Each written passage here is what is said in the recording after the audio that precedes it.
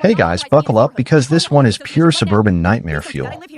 Imagine moving into what looks like the perfect peaceful American neighborhood.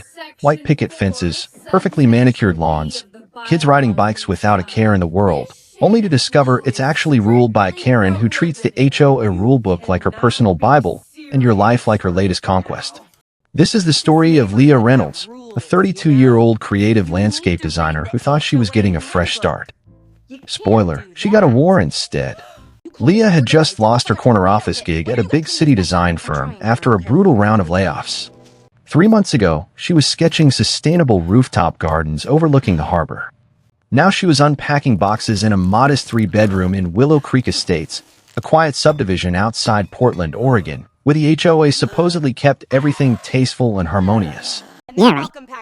Was there? The welcome packet arrived. 20 pages of rules thicker than a phone book. We expect compliance, Leah. Complete compliance. Right, compliance. Grass no longer than 2.5 inches. No vegetable gardens visible from the street. Approved fence colors only. Leah laughed it off. How bad can it be? She told her mom on the phone. Famous last words.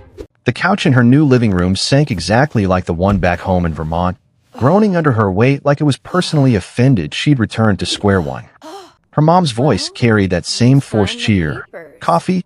But this time the mug was brand new. No chipped handle, because Leah had promised herself this move was a reset, not a retreat. She sipped, staring at the beige walls and the HOA handbook on the coffee table, like it might bite her. 2 hours later the doorbell rang, and the house filled with noise that wasn't hers. Karen Whitaker, yes, that Karen, stood on the porch in a bright coral power suit that screamed, "I'm important," and smelled like expensive perfume mixed with entitlement. She was the HOA president, 50-something, overweight, with a severe bob haircut that looked sharp enough to file taxes and a smile that never reached her eyes. Leah, right? I'm Karen Whitaker, president of Willow Creek HOA. Just wanted to personally welcome you and make sure you understand how we do things around here. Leah forced a polite smile. Karen's eyes scanned the half-unpacked boxes, the stack of design sketches on the dining table, and zeroed in like a heat-seeking missile. Oh my, are those your garden plans? Vertical gardens?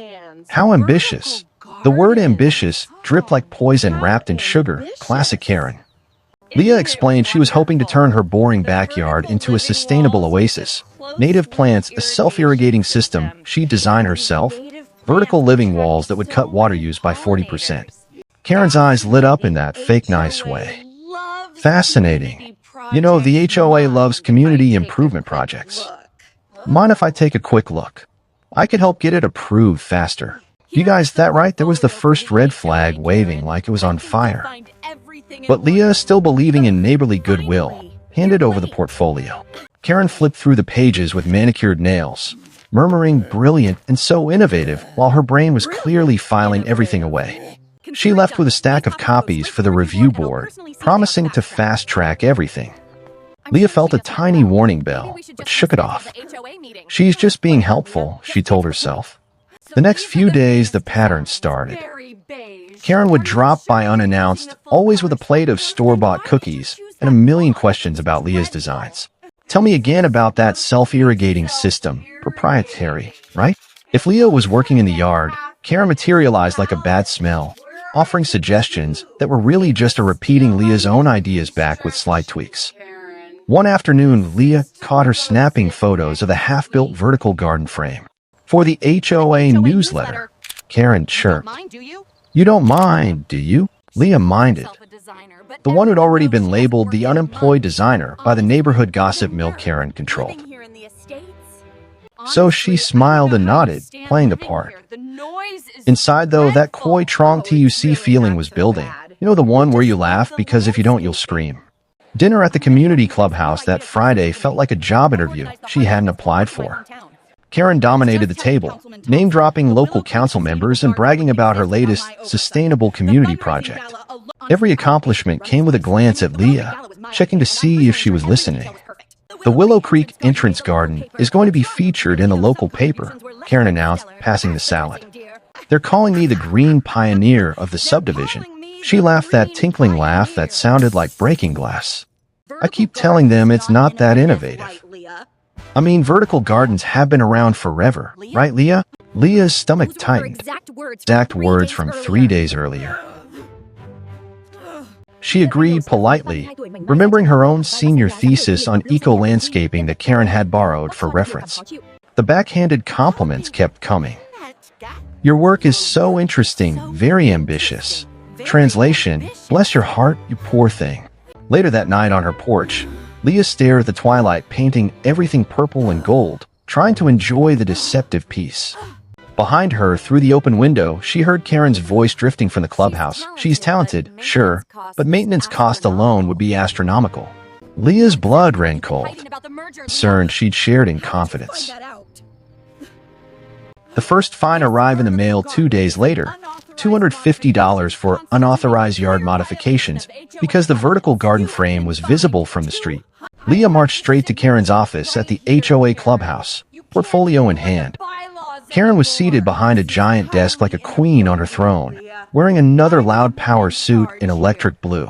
Leah, sweetie, you know the rules. We have to maintain standards. Her smile was all teeth. But if you let me use some of your concepts for the community entrance, I'm sure we can waive that fine. You guys, can you believe the audacity? Leah paid the fine. For now. Her clicked. She started documenting everything. Photos, timestamps, emails. She didn't know it yet, but that accidental voice memo was coming, and it was about to blow this whole HOA empire wide open. The next morning, Leah found Karen in the community garden at 6 a.m., already dressed like she was running for mayor and coordinating athleisure that cost more than Leah's monthly mortgage. She was blending one of those green smoothies that looked like pond scum while lecturing 2 other neighbors about proper plant choices. Early riser, good habit, Karen chirped without looking up. Even when you're between opportunities. Leah poured coffee from the clubhouse pot and ignored the dig. But Karen wasn't done. She launched into stories about her latest sustainable project, describing vertical garden elements that sounded suspiciously like Leah's sketches. The key, Karen explained, gesturing with her smoothie, is knowing your limits. Some people get so caught up in the vision, they forget practicality. Her eyes flicked to Leah, working within constraints. The family, the neighbors, toasted to practical brilliance. Leah lifted her coffee a beat too late, the gesture feeling like surrender. That night she overheard Karen on the phone through the thin clubhouse walls. No, the self-irrigating system is proprietary. I've solved the maintenance issue myself. Leah froze. That was her innovation, detailed in the files Karen had reviewed for approval. Blood running cold, Leah bolted before she was caught. Lying awake later, she replayed every helpful visit, every question, every copied photo. Karen wasn't just the HOA president. She was a creative vampire siphoning ideas while hiding behind rules and fines. The next day, Karen cornered her in the laundry room of the clubhouse. I reached out to the review board about your plans. They're concerned about some gaps, working through some challenges.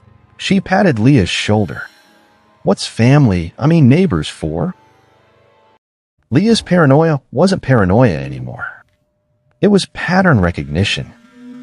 The washing machine spun violently, mirroring her thoughts. Then, on a random Thursday afternoon, the voice memo arrived.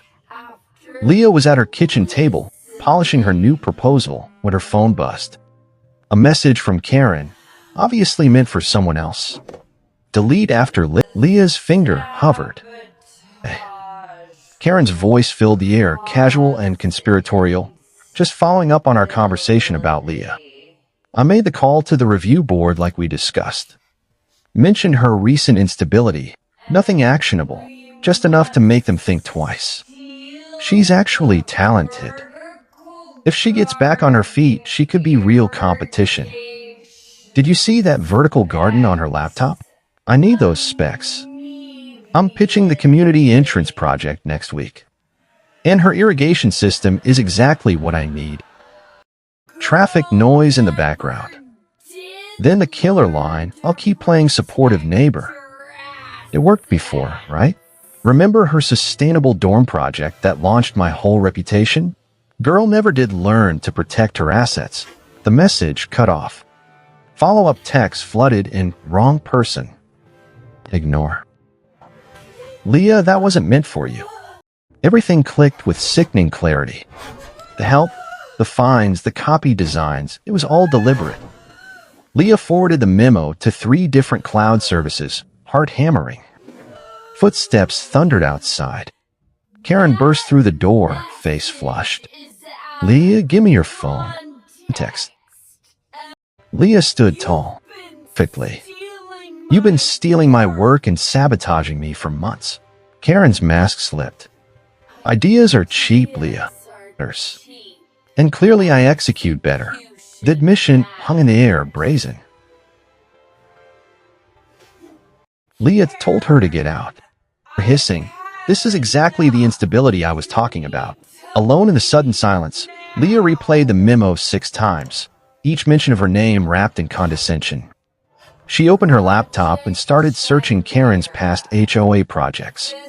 Article after article showed innovative community features that mirrored Leah's old sketches. How had she been so blind?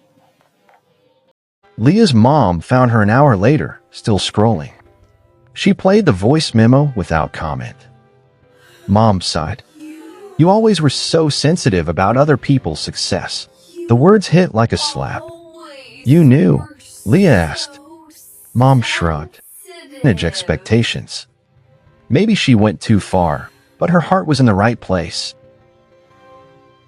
Leah stared. Portfolio. Mom defaulted to disapproval. Karen has worked hard. If she borrowed inspiration, that's what neighbors do, share. Sharing implies consent. Leah documented everything that night. Dated sketches, emails, photos of Karen's house where the vertical garden now stood almost identical to hers. The next morning, she went to the East Wind landscaping interview anyway, dressed in her best suit. HR Helen's face was neutral until Leah played the memo. Helen's jaw tightened. We take ethics seriously here. The interview with the design team went amazingly. They loved her original irrigation system, the one Karen had tried to steal. You're exactly what we need, the lead designer said. Leah drove home buzzing with possibility, only to find Karen waiting on her porch. I heard you got the job. Pitch, or I'll make sure everyone knows how unstable you are. Leah smiled coldly. I have more than the memo, Karen. I have everything. That night at the emergency HOA board meeting, Karen performed beautifully, the caring neighbor concerned about Leah's episode. She painted Leah as jealous and paranoid. Neighbors nodded along, letting her dig the hole deeper. Every word was another piece of evidence. Leah left the house at 3 a.m., loading her car with every document, every photo, every backup. She checked into a clean, extended stay hotel off the highway, Karen-free. There she built the file College Era Theft, HOA Sabotage, the voice memo. She created a timeline that would make any lawyer drool. By noon, Leah had a comprehensive case. She wrote a professional LinkedIn post about ethics and betrayal in design, sticking strictly to facts. She hit post and waited. The response was immediate. Former neighbors, other designers who'd been burned by Karen, all reached out. An IP lawyer named Janet Stein messaged, "This pattern is undeniable. She's done this before." 2 weeks later, the big Riverside Community Pitch Day arrived. All firms would present back-to-back. Leah and Karen would be in the same room. Karen arrived in full power suit armor, a team of 3 young designers trailing her like clones. Their eyes met, but her grip on her portfolio was white-knuckled. The Riverside executives gathered everyone. Karen went first, using every buzzword, presenting designs that were 90% Leah's ideas. When she claimed the irrigation system as her own innovation, the CEO asked, "This looks remarkably like the Harbinson proposal we saw last year." Care to explain? Karen didn't miss a beat. Parallel innovation. Then it was Leah's turn. Before I show you what I can offer, I want to tell you a story about where ideas really come from. Click. Her original thesis appeared. Side-by-side comparisons followed. Leah's dated work versus Karen's published projects. No names at first, but the Willow Creek HOA logo was unmistakable. Karen stood up. Inappropriate. Leah turned calmly. I'm establishing authenticity, so Riverside knows every element is original and protected. The CEO let her continue. Leah delivered 40 minutes of pure original vision. Then she saved the best for last. The voice memo transcript appeared. Recently, I discovered professional sabotage often accompanies design theft. She played the edited audio. Karen's own voice filled the room, admitting the theft and the sabotage. Yes, that's correct. The CEO asked for documentation from both sides. The meeting dissolved into chaos. In the elevator, Karen hissed, "You've ruined everything." Leah replied, "No. I've set everything right." 3 days later, Riverside chose East Wind, with Leah as lead designer. They wanted Karen's firm involved only as vendor liaison. Roles reversed. At the contract meeting, Karen signed with vicious precision. "You think you've won," she snarled in the parking garage. "But talent is nothing without connections." Leah just smiled. "Prove it." The first community meeting at Town Hall was packed. Leah presented the real vision. Karen tried to pivot to local expertise, but the cracks showed. A reporter from the local paper approached Leah afterward. "We'd love to do a feature on the real innovator behind this." Whispers started. Karen's cease and desist letter arrived next.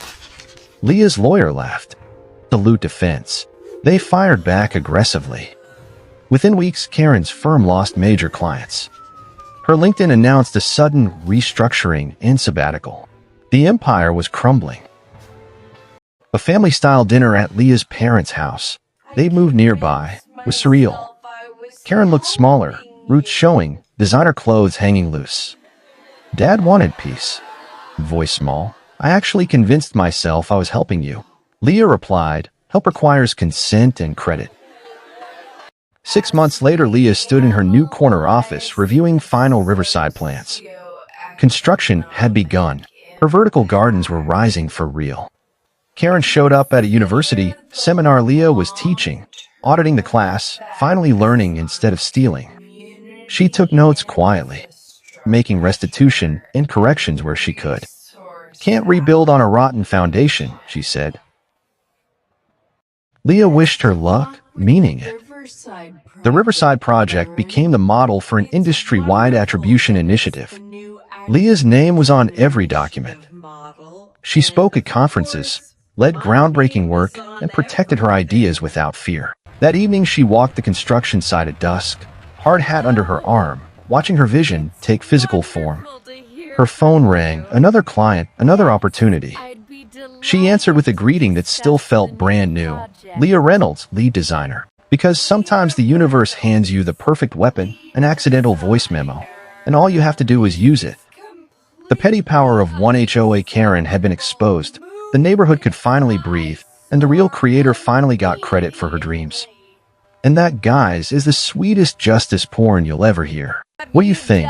Have you ever dealt with an HOA nightmare? Drop it in the comments. If this story hit you right in the koi, Trong TUC, smash that like button and subscribe for more. See you in the next one.